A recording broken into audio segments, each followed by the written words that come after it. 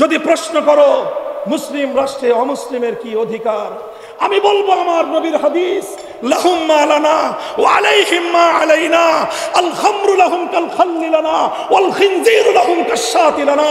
আমরা বলবো তুকাতালু মিন ওয়ারাইহিম, আমার নবী বলবেন একজন হিন্দু নারীর ইজ্জতের হেফাজতের জন্য, একজন মুসলিম পুরুষের নারীর জীবনের নিরাপত্তা দেওয়ার জন্য প্রয়োজনে 200 কোটি মুসলমান জিহাদ করবে, লড়াই করবে।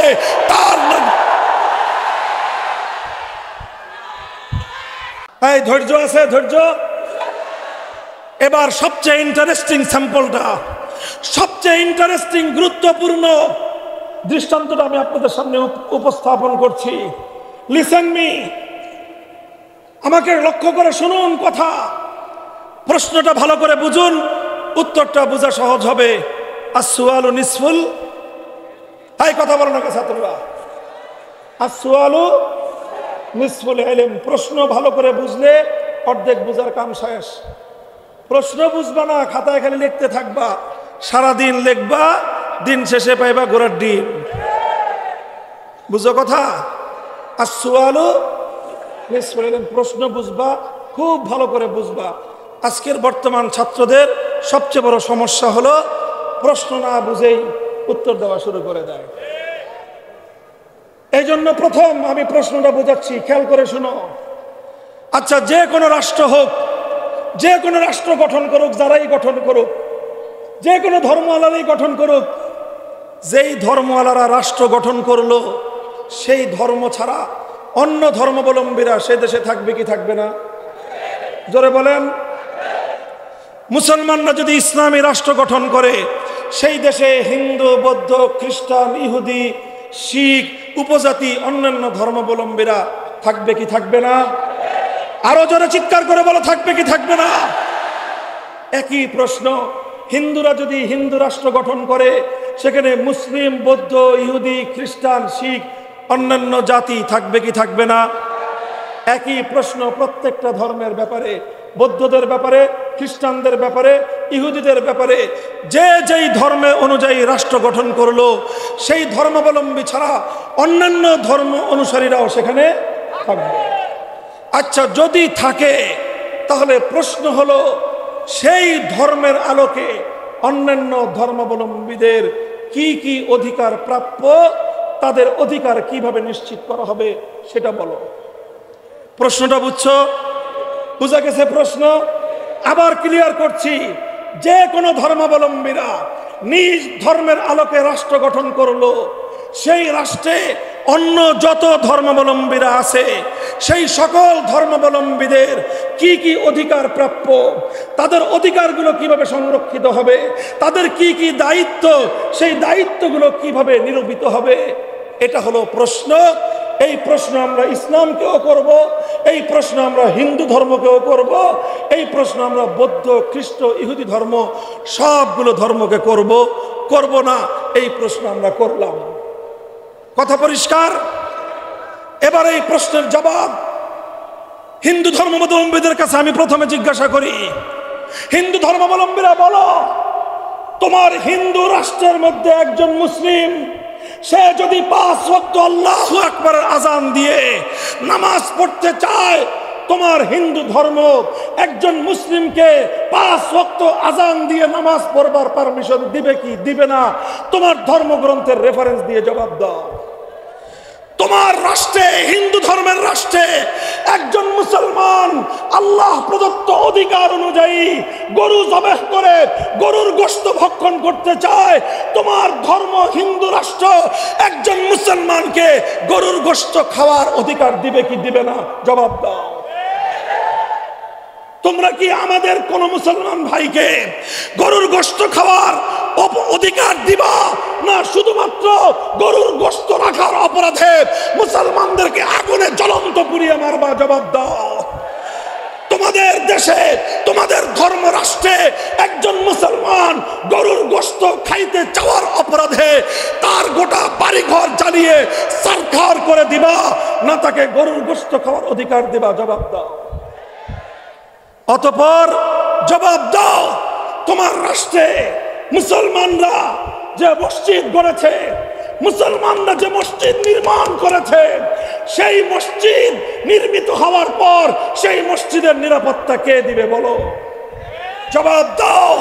হিন্দু রাষ্ট্র, হিন্দুত্ববাদী রাষ্ট্রে মুসলমানদের উপাসনালয়, মুসলমানদের সেজদাগাহ, মসজিদ সম্পর্কে তোমার ধর্ম কি বলে? ধর্মগ্রন্থ থেকে রেফারেন্স সহ জবাব দাও। মুহতারাম হাজিরিন, এভাবে একটার পরে একটা যদি আমি প্রশ্ন করতে থাকি, হিন্দু ধর্মাবলম্বীদের কাছে জবাব চাইতে থাকি, জবাব চাইতে থাকবো, হিন্দু ধর্মাবলম্বীদের কাছ থেকে জবাব পাওয়া তো দূরের কথা, কোনো রা শব্দ পাওয়া, টু শব্দ পাওয়া সম্ভব নয়। একই কথা খ্রিস্টানদের ব্যাপারে। জবাব দাও দুনিয়ার 200 কোটি খ্রিস্টান, তোমরা যদি তোমাদের খ্রিস্টান ধর্ম অনুযায়ী রাষ্ট্র গঠন করো, তোমার সেই খ্রিস্ট রাজ্যে আমার একজন মুসলিম মেয়ে হিজাব পরে বিশ্ববিদ্যালয়ে যেতে চায়, হিজাব পরবার অধিকার তোমরা তাকে দেবা কিনা? জবাব দাও। আমার একটা বোন, আমার একটা মেয়ে আল্লাহর ফরজ বিধান পর্দা করতে চায়, পর্দা করবার অধিকার তাকে দেবে কিনা বলো? আমার একজন মুসলিম বাবা তার 15 বছর বয়স্ক একটা মেয়েকে বিয়ে দিতে চায়, এবার বলো তোমরা সেই মুসলিম বাবা যে তার নিজের মেয়ের নিরাপত্তার জন্য 15 বছর বয়সে বিবাহ দিতে চায়, তোমরা তাকে হ্যান্ডকাপ পরায়ে আসামির কাঠগড়ায় দাঁড় করিয়ে তার জন্য তোমরা বিচারের ব্যবস্থা করবা, না সেই দায়িত্বশীল বাবার জন্য পুরস্কারের ব্যবস্থা করবা? জবাব দাও। জবাব নাই, জবাব নাই। সারা দুনিয়ার কোথাও তুমি জবাব পাবে না। পাল্টা প্রশ্ন করো আমার ইসলামের কাছে। যদি প্রশ্ন করো মুসলিম রাষ্ট্রে অমুসলিমের কি অধিকার, আমি বলবো আমার নবীর হাদিস, লাহুম মা লানা ওয়া আলাইহিম মা আলাইনা, আল খামরু লাহুম কাল খাল্লি লানা ওয়াল খিনজিরু লাহুম কাশশাতি লানা। আমরা বলবো তুকাতালু মিন ওয়ারাইহিম। আমার নবী বলবেন একজন হিন্দু নারীর ইজ্জতের হেফাজতের জন্য, একজন মুসলিম পুরুষের নারীর জীবনের নিরাপত্তা দেওয়ার জন্য প্রয়োজনে 200 কোটি মুসলমান জিহাদ করবে, লড়াই করবে। তার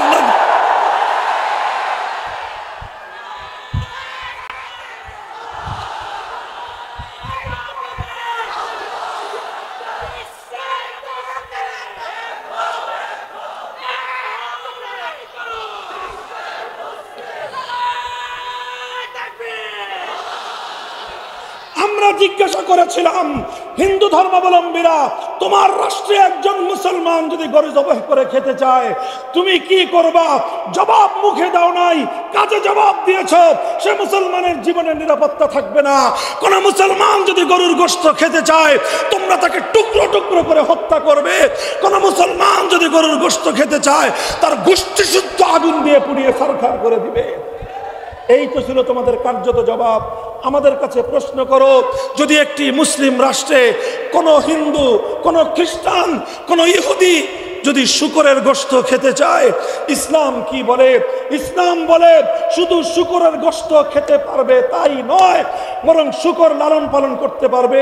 কোন একজন হিন্দু, কোন একজন খ্রিস্টানের কোন একটা শূকরের ছোট্ট একটা বাচ্চাও যদি কোন মুসলমান ক্ষতি করে, কোন মুসলমান যদি একটা শূকরের বাচ্চা মেরে ফেলে, আল্লাহর কোরআন, আল্লাহর নবী হাদিস স্পষ্ট আল্লাহর নবী বলে দিয়েছেন, অপর একজন মুসলমানের একটা বকরির বাচ্চা হত্যা করলে যেই পরিমাণ জরিমানা দিতে হতো, আমার নবীর ফরমান হলো এই, একজন হিন্দুর একটা শূকরের বাচ্চাকে হত্যা করার পর সমপরিমাণ জরিমানা ইসলামী আদালত মুসলমানের ঘাট ধরে উসুল করে দেবে। আল খামরু লাহুম কাল খাল্লি লানা। একজন মুসলমান ইসলামী রাষ্ট্রের মধ্যে যেরকম ম্যাঙ্গো জুস পান করতে পারে, শরবত পান করতে পারে, রু আফজা পান করতে পারে, সে ট্যাং শরবত পান করতে পারে, যে কোনো ফলের জুস যে কোনো মুসলমান পান করতে পারে, মুসলমান যেভাবে ইসলামী রাষ্ট্রে জুস পান করার অধিকার রাখে, একজন হিন্দু নাগরিক একটা ইসলামী রাষ্ট্রের মধ্যে মদ পান করার অধিকার রাখে। একজন খ্রিস্টান ইসলামী দেশের মধ্যে মদ পান করার অধিকার রাখে। মুহতারাম হাজিরিন, এভাবে একটার পর একটা বলে যাব। শুরুই তো করলাম শুয়োরের বাচ্চার মদের থেকে। ইসলাম তোমার শুকরের অধিকার, শুকর খাওয়ার অধিকার দিয়েছে। ইসলাম তোমাকে শুকর পালন করার অধিকার দিয়েছে। ইসলাম আর কি না দিয়েছে সেটা বলো। তুমি বলো তোমার ধর্ম পালন করবার অধিকার। আমি বলবো ইসলাম তোমাকে ধর্ম পালন করবার অধিকার দিবে।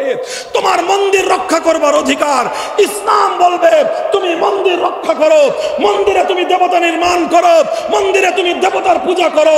ইসলাম এবং মুসলমান কশিনকালেও তোমার ধর্মীয় স্বাধীনতার হস্তক্ষেপ করবে না।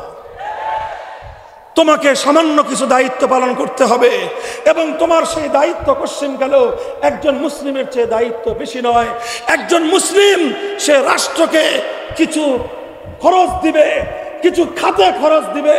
মুসলমানদের রেভিনিউ কালেকশন হবে যাকাত থেকে, গনিমত থেকে, মালে ফাই থেকে এবং বিভিন্ন জায়গার জমিনের উৎপাদিত ফসল থেকে। যেই খনিজ সম্পদ, মুসলমানরা খনিজ সম্পদ উত্তোলন করলে সেই খনিজ সম্পদ থেকে নানা খাত থেকে রাষ্ট্রকে মুসলমানরা টাকা দিবে। হিন্দুরা, বৌদ্ধরা, খ্রিস্টানরা, মুসলমানরা যেরকম 2.5% যাকাত দেয়, তারা ঠিক একইভাবে কিছু পার্সেন্ট তারা জিজিয়া দিবে, তারা কর দিবে। এবং সেই কর দেওয়ার ব্যাপারে আমার নবী স্পষ্ট নির্দেশনা দিয়েছেন একজন অমুসলিমের কাছ থেকে কতটুকু কর নেওয়া যাবে, কতদিন কর নেওয়া যাবে। আল্লাহ নবী পরিষ্কার বলে দিয়েছেন একজন অমুসলিম নাগরিক থেকে ততটুকু কর নেওয়া যাবে যতটুকু কর পরিশোধ করতে একজন অমুসলিমের জন্য সেটা পিঠের বোঝা না হয়ে যায়, তার জন্য বার্ডেন না হয়ে যায়। কতদিন কর দিবে?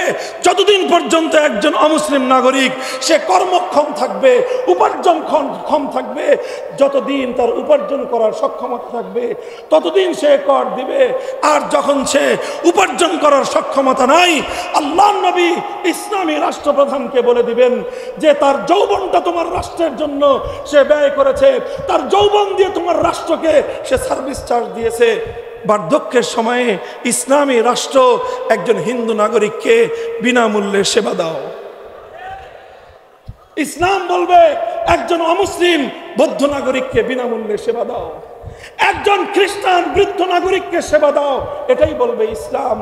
আলহামদুলিল্লাহ, সুম্মা আলহামদুলিল্লাহ, ব্যর্থহীন ভাষায় আমরা বলতে পারি ইসলাম অনুযায়ী যদি আমরা রাষ্ট্র গঠন করি, সে রাষ্ট্রে শুধুমাত্র মুসলমানদের অধিকার নয়, সে রাষ্ট্রে যেমনি ভাবে মুসলমানদের অধিকার সংরক্ষিত থাকবে, অমুসলিমদের অধিকার তার চেয়ে বেশি সংরক্ষিত থাকবে। কি বললাম? তার চেয়ে, আরে বেশি, তার চেয়ে। মুসলিম রাষ্ট্রে, ইসলামী রাষ্ট্রে মুসলমানের চেয়ে অমুসলিমের অধিকার বেশি সংরক্ষিত থাকবে।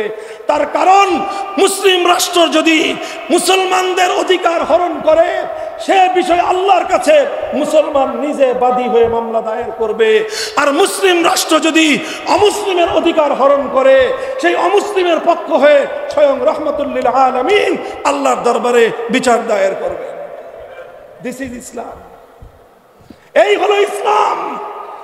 মুহতারাম হাজিরিন, আমি দুটো রাষ্ট্র ব্যবস্থা নিয়ে, দুটো অর্থ ব্যবস্থা নিয়ে, চারটা স্যাম্পলের মাধ্যমে আমি আমার সে আবার পুরাতন কথা রিপিট করছি। এই চারটা বিষয় শুধু নয়, মানব জীবন সংক্রান্ত যে কোনো গুরুত্বপূর্ণ প্রশ্নের সমাধান দিতে পারে একমাত্র ইসলাম। এই জন্য ইসলামই কেবল দাবি করতে পারে আমি যেহেতু দিতে পারবো, আমি যেহেতু দায়িত্ব নিতে সক্ষম, আমি যেহেতু নিরাপত্তা দিতে পারবো, আমি যেহেতু সারা দুনিয়ার মানুষকে সর্বশ্রেষ্ঠ ব্যবস্থা উপহার দিতে পারবো, এজন্য আমার পক্ষেই এই দাবি করা মানায় আমরা রাষ্ট্র চাই, ইসলামী রাষ্ট্র চাই। আমরা একটাই রাষ্ট্র চাই, সেই রাষ্ট্রের নাম, আমরা রাষ্ট্র চাই, ইসলামী রাষ্ট্র চাই। কথা বলো, রাষ্ট্র চাই, বলো ইসলামী রাষ্ট্র চাই, রাষ্ট্র চাই, রাষ্ট্র চাই, রাষ্ট্র চাই, রাষ্ট্র চাই, ইসলামী রাষ্ট্র চাই, ইসলামী হুকুমত জিন্দাবাদ, জিন্দাবাদ, ইসলাম, ইসলাম, ইসলামী হুকুমত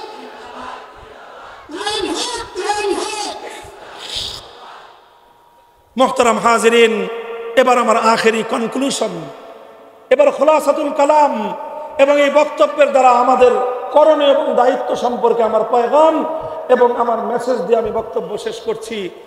তার আগে ছোট্ট একটা দৃষ্টান্ত দেই, একটা গল্প বলি, শোনার মতো ধৈর্য আছে? দেখেন, কথা হলো এই জায়গাটা, আপনারা বুঝতে পেরেছেন মূল কাহিনীটা, যে রাষ্ট্র ব্যবস্থা উপহার দেওয়ার মতো সক্ষমতা আছে একমাত্র ইসলামের। এই সক্ষমতা হিন্দু ধর্মের নাই, এই সক্ষমতা বৌদ্ধ ধর্মের নাই, এই সক্ষমতা খ্রিস্টান এবং ইহুদি কোনো ধর্মের নাই, আছে একমাত্র ইসলামের। এই কারণে এই প্রতিযোগিতায় ইসলামের সঙ্গে মাঠে নেমে অন্য কোনো ধর্মের খেলার কোনো শক্তি সামর্থ্যই নাই। এখন যেহেতু ইসলামের সঙ্গে মোকাবেলা করবার মতো, প্রতিদ্বন্দ্বিতা করার মতো তাদের কাছে কোনো ব্যবস্থা নাই, এখন তারা একটা কূটকৌশলের আশ্রয় নিয়েছে। কি কৌশল? সবাই বলেন, কি কৌশল? কূটকৌশলের আশ্রয় নিয়েছে। কি কৌশল? কূটকৌশলের আশ্রয় নিয়েছে। যেহেতু সামনাসামনি এসে ইসলামের প্রতিদ্বন্দ্বিতা করার ক্ষমতা নাই, এখন তারা কূটকৌশল আর ষড়যন্ত্রের আশ্রয় নিয়ে ইসলামকে রুখে দিতে চায়। কি কূটকৌশল? কৌশলটা হলো, বলার আগে একটা গল্প বলি। দেখেন, আমি এই গল্পটা অনেক জায়গায় শোনাই। আপনারা গোয়ালা চিনেন? গোয়ালা, গোয়ালা কাদেরকে বলে? গরুর দুধ বিক্রি করে যারা, তাদেরকে বলা হয় গোয়ালা। তো গোয়ালা যারা গরুর দুধ বিক্রি করে, তারা গরু লালন পালন করে। কথা বলেন ঠিক না বেঠিক? তারা গরু লালন পালন করে কি জন্য? মূল উদ্দেশ্য কি? গরুর দুধ বিক্রি করা। কি করা? গরুর দুধ বিক্রি করা। গোয়ালা যেরকম গরু লালন পালন করে, ঠিক ওই রকম কৃষকও গরু লালন পালন করে। কৃষক গরু লালন পালন করে কি জন্য? তার উদ্দেশ্য কি? হাল চাষ করা। কি করা? কয়েক কৃষকের গরু দুধ দেয় না, সেই দুধ দেয়, ওটা বিক্রি করা কৃষকের উদ্দেশ্য না। কৃষকের গরুর দুধ কে খায়? গরুর বাছুর খায়, আর কৃষকের বাচ্চারা খায়। গোয়ালার গরুর দুধ খায় কে? গোয়ালার গরুর দুধ বাছুরের কপালে জুটে না, সব দুধ